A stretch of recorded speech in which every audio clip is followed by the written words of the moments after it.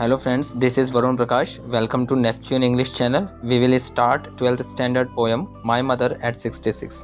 Let's start. Poem 12th standard की flamingo book से ली है। और जितने भी न्यू कमर्स स्टूडेंट्स हैं हमारे, वो सब आज जितने भी कन्फ्यूजन्स हैं आपको इस पोयम को लेकर के, सारे वो मैं इस वीडियो में दूर कर दूंगा आपके। पोयम का टाइटल है my mother at 66 and this poem has been compose by Kamala Das. तो कमला दास एक साउथ इंडियन पोइट है, आप जानते हैं। और आप थोड़ा सा हमें पोयम के बारे में, पोइट के बारे में पढ़ना ज़रूरी होता है। लेकिन बिफोर इस चैनल पे हम 12th स्टैंडर्ड का जितना भी कंटेंट है, जितना भी एकेडमिक सिलेबस है इंग्लिश का, वो सब हम धीरे धीरे बच्चों के लिए लाते रहेंगे, ताकि बच्चे जो है पढ़ाई करते रहें, रेगुलर पढ़ाई करते रहें। ग्रामर्स के कुछ टॉपिक भी ज़रूर हम रखेंगे जो है। लेकिन फ़िलहाल let me start this poem now, ज़्यादा समय ना वेस्ट करते हुए। तो अब इस पोएम के थोड़ा सा पोइट के बारे में पढ़ लेते हैं कि पोइट क्या है। Actually poet Kamala Das was born in 1934 in Malabar Kerala. South Indian poet है, हमें ये पता चल गया है पढ़कर। And she is recognised as one of India's foremost poet. Her works are known for their originality, versatility and indigenous flavour of the soil.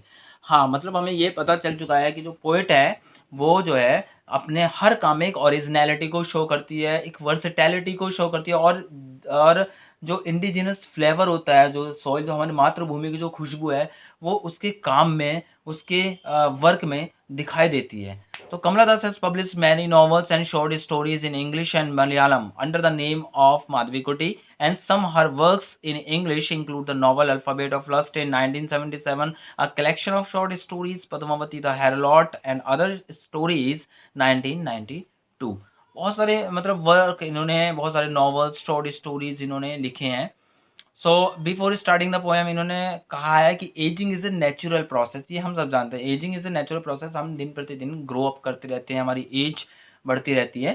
तो एक क्वेश्चन इन्होंने किया है कि have you ever thought what are elderly parents expect from us, कि क्या आपने कभी सोचा कि हमारे एल्डरली पेरेंट्स हमसे क्या एक्सपेक्ट करते हैं। तो वही चीज़ आज हम आगे इस पोएम में पढ़ेंगे।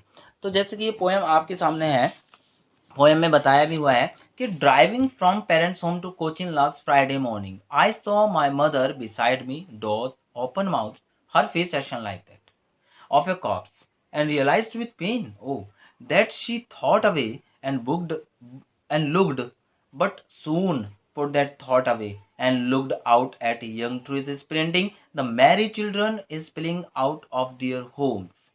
तो यहाँ पे ये पोएम का फर्स्ट पैराग्राफ खत्म हो जाता है। छोटी पोएम में 2 पैराग्राफ दिए हुए हैं, तो मैं पहले फर्स्ट पैराग्राफ के बारे में आपको बता रहा हूँ। तो यहाँ पे जो पोइट है वो क्या क्या कहना चाह रही है हमें हमसे। Actually in this poem, the poet relates a personal experience, and through it she brings out a common paradox of human relationships। क्योंकि कभी कभी ऐसा होता है कि sometimes we do feel deep sympathy for someone but we fail to express it in a proper manner।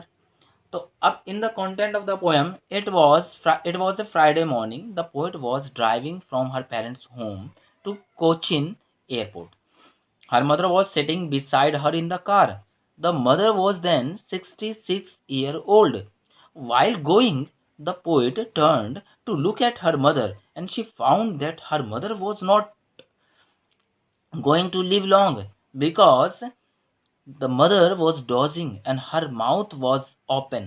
Her face was as pale as that of a dead person, and this is why the poet painfully realized that her mother was not going to live long.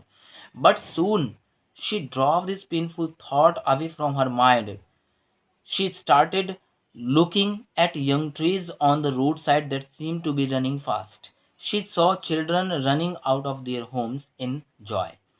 तो यहाँ पे वो चीज़ ये show कर रही है, ये बता रही है हमसे कि वो लास्ट जब फ्राइडे की मॉर्निंग को, जब वो कोचीन एयरपोर्ट पर जा रही थी, अपनी मम्मा के साथ जा रही थी, तो उसने अपनी मम्मा उसकी कार में बैठी हुई थी, उसी के पास बैठी हुई थी। वो अपनी मम्मा को देखती है, साइड में मुड़ करके देखती है। वो देखती है कि जो मम्मा है वो बहुत ही ज़्यादा चिंतित है, बहुत ज़्यादा परेशान है, कंफ्यूज है। उनका जो माउथ है वो ओपन है, आंखें भारी भारी सी हो रही है, चेहरा काला सा पड़ गया है, पीला सा पड़ गया है। मतलब उनको देख करके ऐसा लग रहा है कि वो बहुत ही ज़्यादा बीमार हो रही हैं, बहुत ज़्यादा परेशान हैं। और इस चीज़ को देख करके जो पोइट है कमला दास, वो और भी ज़्यादा परेशान हो जाती है, और उनको लगता है कि हम, मेरी जो मम्मा है वो शायद ज़्यादा ना जी पाए इस चीज़ को। लेकिन उन्होंने जल्दी ही अपनी इस परेशानी को, इस जो ये पेनफुल जो थॉट उनके माइंड में जो चल रहा था, वो बहुत जल्दी उन्होंने दूर किया इसे, और उन्होंने बाहर की तरफ अपना माइंड दूसरी तरफ एंगेज करने की कोशिश करी। जहाँ कहाँ की तरफ एंगेज करने की कोशिश करी? उसने बच्चों को देखा, उसने पेड़-पौधों को देखा, जो बाहर की तरफ उसको कार की खिड़की से नज़र आ रहे थे। अब दूसरा जो पैराग्राफ है वो उसने कहा है इसमें, but after the airport security check standing a few yards away I looked again at her wan pale as a late winter's moon and felt that old familiar act my childhood's fear, but all I said was see you soon amma, and all I did was smile and smile and smile and smile, and that यहाँ पे poem हमारी खत्म हो जाती है। तो दूसरे paragraph में जो पोइट हमसे कहना चाह रही हैं, वो क्या कहना चाह रही है? वो कहना चाह रही है कि after reaching the airport the poet went through the security check, her mother was standing outside a few yards away. After the security check the poet again looked at her mother from that distance.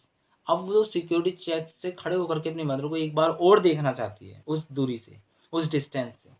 तो the mother's face was pale white. उसने क्या देखा? तो उसकी जो mother का जो face है ना, it was really pale white, and it was as pale as the face of the moon in late winter. यहाँ पे वो अपने मम्मा का जो फेस है वो फिर से कंपेयर करती है, लेकिन वो आपकी बार मून से कंपेयर करती है, लेट विंटर मून से कंपेयर करती है। The poet felt an old familiar act. अब यहाँ पे उसको एक ओल्ड फैमिलियर एक्ट फील होता है जो है। अब ये किस तरह का एक होता है? उसकी जो बॉडी में जो ये ओल्ड फेमिलियर एक फील होता है, it was like she use to feel in her childhood when some fear overpowered her and she spoke, yet she spoke no word to her mother. All that she said was see you soon amma. The only thing the poet was smile and smile and smile and smile. तो यहाँ पे एक ही चीज़ है जो poet ने कही अपनी मम्मा से, सी यू सून अम्मा, मैं जल्दी ही मिलूंगी। और जो उसने किया वो एक ही एक्शन किया, केवल स्माइल। यहाँ पे उसने स्माइल का एक्शन किया है। तो अब जो है यहाँ पे ये पोएम का जो सेंट्रल आइडिया था, जो एक्सप्लेनेशन था, वो हमारा कंप्लीट हो गया, जो हमने सुना। या अब आती है हमारी पोएम की जो थीम है, वो एक्चुअली क्या है। तो बच्चे जो है, जो वो थीम कैसे लिखेंगे पोएम की, तो यहाँ पे बताया गया है, आपने सुना भी है कि माई mother at 66 is based on the theme of advancing as. यहाँ पे एज को लेकर के थीम बनाया गया है, एज को मेन थीम बनाया गया है, and the fear of loss and separation associated with it. The poetess undergoes a plethora of emotion when she sees her mother ageing and feels the pains of separation at the thought of losing her. वहाँ पे वो बहुत ज़्यादा परेशान है अपनी mother को खोने के प्रति, बहुत ज़्यादा परेशान है, चिंतित है, उनकी एज के प्रति चिंतित है, क्योंकि वो उनसे बहुत ज़्यादा दूर अब जा रही है हायर एजुकेशन के लिए। मॉरल क्या है इस पोएम का? जो मैसेज है, जो मॉरल है, वो क्या है? वो यही है कि the explanation of the poem is ageing which is the eternal law of nature. Everything has to change one day, ये हम सब जानते हैं, and therefore the poet has portrayed the constants of an old age which she found in her mother. ये भी हमें पता चल गया इस पोएम को पढ़ने के बाद। तो on this earth whenever a human being is born he और she has to grow up. तो कोई भी अगर पैदा होगा तो उसको चेंज तो होना पड़ेगा ना। डिफरेंट डिफरेंट सिचुएशन में आदमी डिफरेंट डिफरेंट चेंजेस लाता रहता है, और उसको फेस करनी पड़ेंगी different different situations that are put in front by life. तो इस तरह से वो जो है उसमें चेंजेस आते रहते हैं। तो ये हमारा मॉरल जो मैसेज था पोएम का, वो था। अब जो उसमें पोएटिक डिवाइसेस जो पोएट ने यूज़ की है, the imaginary used in the poem is suggestive of both death and youth. यहाँ पे जो इमेज है यंग ट्रीज की और मैरी चिल्ड्रन की, ये कॉन्ट्रास्ट है टू द मदर। तो the poetic devices used are simile, metaphor, repetition and personification. Simile जो यूज की है उन्होंने दो जगह यूज की है पोएट ने simile, face ashen like a corpse. एक तो उन्होंने उनके जो फेस को वो डेड बॉडी की फेस से कंपेयर किया है, दूसरा उन्होंने उनके फेस को as a late winter moon से कंपेयर किया है। तो दोनों जगह उन्होंने जब कंपैरिजन रखा है और कंपैरेटिव वर्ड्स यूज़ किए हैं, तो हमें बताया जो कंपैरेटिव वर्ड्स अगर कहीं यूज़ हो गए तो वो सिमिली होती है। पर्सोनिफिकेशन में उन्होंने ट्रीज को पर्सोनिफाइड किया है डायरेक्टली, क्योंकि हाँ पर्सोनिफिकेशन में किसी लिविंग या नॉन लिविंग थिंग को हम पर्सोनिफाइड कर सकते हैं। तो यहाँ पे उन्होंने ट्रीज को डायरेक्ट पर्सोनिफाइड किया है, और उन्होंने कहा ट्रीज स्प्रिंटिंग, जैसे कि पेड़ दौड़ रहे हों। क्योंकि जब उन्होंने खिड़की की विंडो से जब बाहर देखा, जब उन्होंने कार की विंडो से जब बाहर देखा तो उन्होंने देखा कि जो ट्रीज़ हैं वो स्प्रिंट कर रहे हैं, स्प्रिंटिंग कर रहे हैं, जैसे दौड़ रहे हैं वो ट्रीज़। तो उन्होंने यहाँ पे पर्सोनिफिकेशन का यूज़ किया। रेपिटेशन उन्होंने कहा smile and smile and smile and smile, बार-बार उन्होंने स्माइल को रिपीट किया है। मेटाफर एक इम्प्लाइड सिमिली है और मेटाफर का यूज़ उन्होंने चिल्ड्रन स्पेलिंग को लेकर के किया है कि उन्होंने डायरेक्टली कंपेयर करा है बच्चों को स्पेलिंग से। और उन्होंने कहा कि जो बच्चे हैं वो फील्ड में जो घूम रहे हैं, जो खेल रहे हैं, जो भी वे कर रहे हैं वो मतलब ऐसे लग रहे हैं दूर से जैसे कि वो स्पेलिंग हो, जो पोल्स की तरह नज़र आ रहे हैं। आई होप आपको ये वीडियो समझ में आई होगी। हमारे चैनल को लाइक करें, सब्सक्राइब करें, और अगर आपको 12th CBSE में कोई प्रॉब्लम है किसी चैप्टर में, किसी पोएम में, तो आप हमें कमेंट बॉक्स में लिख करके भेज दीजिए। नेपच्यून इंग्लिश चैनल आपको पॉजिटिव रिप्लाई करेगा। Thank you.